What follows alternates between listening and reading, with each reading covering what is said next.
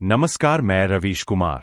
आज 25 सितंबर है, तो चाहिए बिना किसी देरी के नजर डालते हैं आज की उन सुर्खियों पर जो आपको जानना बेहद जरूरी है।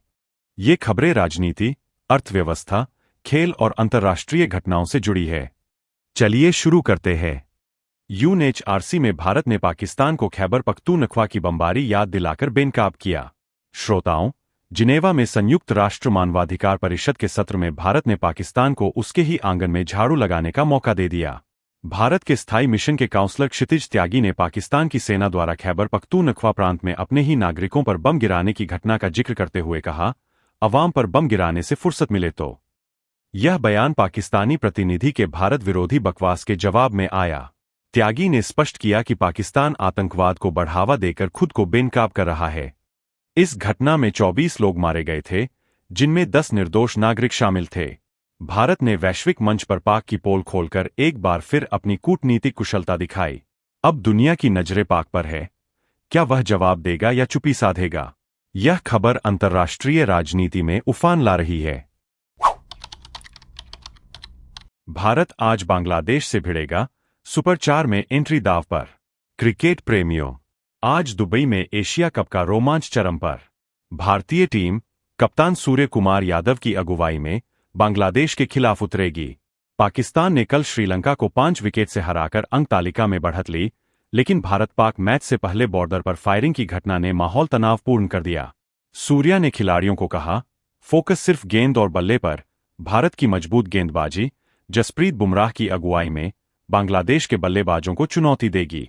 सुपर 4 में जगह पक्की करने के लिए यह मैच निर्णायक। कल के मैच में पाक ने 250 रन का लक्ष्य 45 ओवर में हासिल किया।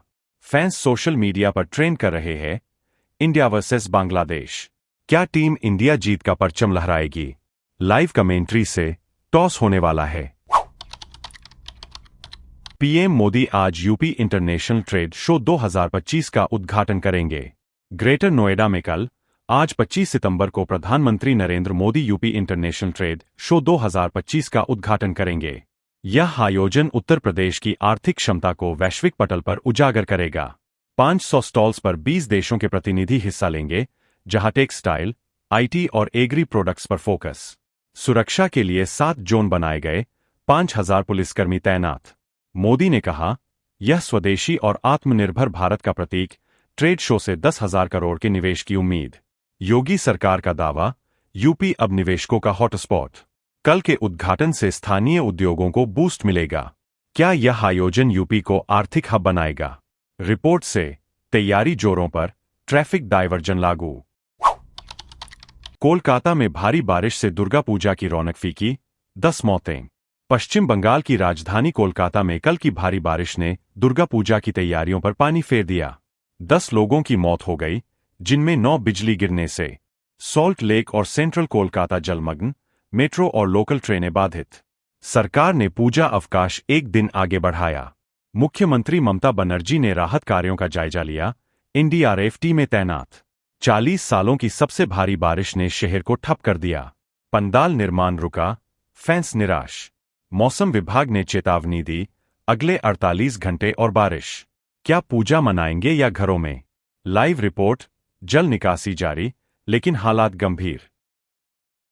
लद्दाख में राज्य प्रदर्शन हिंसक, 4 की मौत। सोनम वांगचुक ने सरकार को जिम्मेदार ठहराया। लद्दाख के लेह में राज्य और 6ठी अनुसूची की मांग को लेकर प्रदर्शन हिंसक हो गया। पुलिस फायरिंग में 4 लोगों की मौत, दर्जनों घायल। लेह एपेक्स बॉडी के सोनम वांगचुक ने कहा, सरकार ने युवाओं को हिंसा की राह पर धकेला, यह जेनजेड का गुस्सा। 35 दिनों का अनशन चल रहा था, 2 लोग अस्पताल में। केंद्र से बातचीत की मांग, लेकिन देरी से तनाव बढ़ा। केंद्रीय गृह मंत्रालय ने शांति की अपील की। लद्दाख की सड़कें बंद, इंटरनेट सस्पेंड। क्या यह आंदोलन तेज होगा? वांगचुक ने कांग्रेस से कोई लिंक नकारा। हालात नियंत्रण में लाने की कोशिश, लेकिन युवा सड़कों पर। ट्रंप के H-1B वीजा नियम से भारतीय आईटी सेक्टर पर संकट, 88 लाख फीस का बोझ। अमेरिकी राष्ट्रपति डोनाल्ड ट्रंप के नए H-1B वीजा नियमों ने भारतीय आईटी पेशेवरों को परेशान कर दिया। अब वीजा के लिए 88 लाख रुपए की फीस, जो पहले से दोगुनी। ट्रंप ने कहा, यह अमेरिकी जॉब्स बचाएगा। भारत सरकार ने विरोध जताया, कहा असर 5 लाख भारतीयों पर। आईटी कंपनियां जैसे टीसीएस, इन्फोसिस चिंतित, रिमोट वर्क पर फोकस। बिल गेट्स ने पुराने वीडियो में भारतीय इंजीनियर्स की तारीफ की। क्या यह व्यापार युद्ध का नया चैप्टर? विदेश मंत्री जयशंकर अमेरिकी समकक्ष से मिलेंगे। लाइव, स्टॉक मार्केट में आईटी शेयर गिरे। यूपी में मराठा आरक्षण पर फैसला, महाराष्ट्र सरकार राजी। महाराष्ट्र सरकार ने मराठा समुदाय को आरक्षण देने का ऐलान किया। मुख्यमंत्री एकनाथ शिंदे ने कहा, 10% कोटा ओबीसी से अलग। लंबे आंदोलन के बाद यह फैसला, विधानसभा में बिल पेश। मराठा नेता जारंगे पाटिल ने स्वागत किया, लेकिन एसीबीसी आयोग की जांच पर जोर। इससे 50 लाख मराठा युवाओं को फायदा। विपक्ष ने राजनीतिक स्टंट कहा। क्या यह चुनावी दाव है? कानूनी चुनौतियां संभव, लेकिन समुदाय खुश। यह फैसला सुप्रीम कोर्ट के दिशा निर्देशों के अनुरूप, पिछड़ेपन पर आधारित। आंदोलन में 30 से ज्यादा मौतें हुईं। सरकार ने 2025 बजट में फंडिंग का वादा। महाराष्ट्र की सियासत में नया ट्विस्ट। कर्नाटक हाईकोर्ट ने एक्स, ट्विटर की याचिका खारिज की, ब्लॉकिंग ऑर्डर बरकरार। कर्नाटक हाईकोर्ट ने एक्स कॉर्प की याचिका खारिज कर दी, जो केंद्र और राज्य के ब्लॉकिंग ऑर्डर के खिलाफ थी। जस्टिस नाग प्रसन्ना ने कहा, सोशल मीडिया अराजकता की अनुमति नहीं। आईटी एक्ट की धारा 79 के तहत 50 से ज्यादा पोस्ट ब्लॉक। एक्स ने फ्री स्पीच का हवाला दिया, लेकिन कोर्ट ने राष्ट्रीय सुरक्षा को प्राथमिकता। क्या यह सेंसरशिप का दरवाजा?